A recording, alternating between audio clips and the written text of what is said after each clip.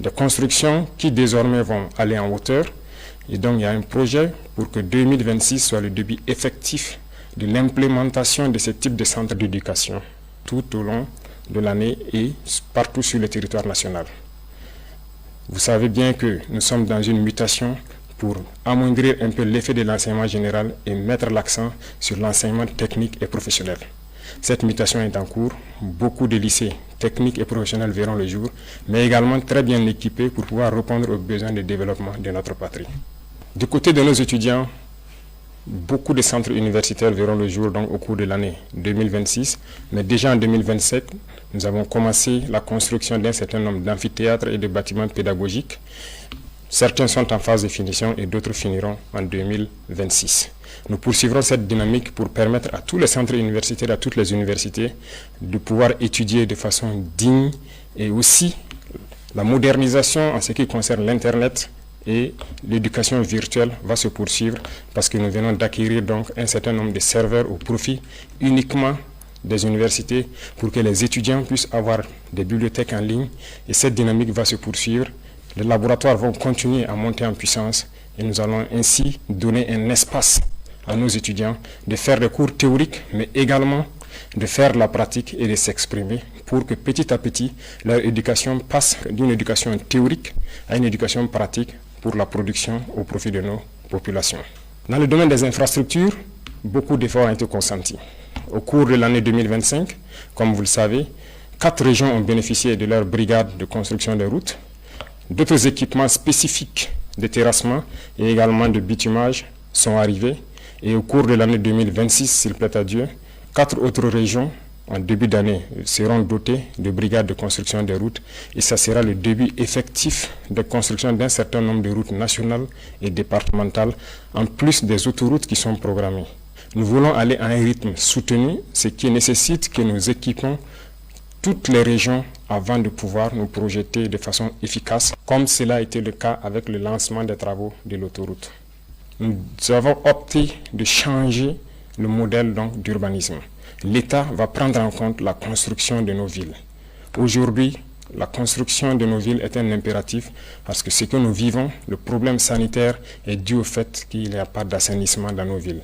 Les espaces sont trop grands et nous avons opté de construire en hauteur. 2026 verra le début de grands projets dans ce domaine d'urbanisation et de concentration des populations pour exploiter l'espace et pouvoir assainir pour que nos populations puissent vivre dignement et en très bonne santé dans des centres assez propres, côté environnement et côté sanitaire. Dans le secteur minier, 2025 a connu des innovations majeures.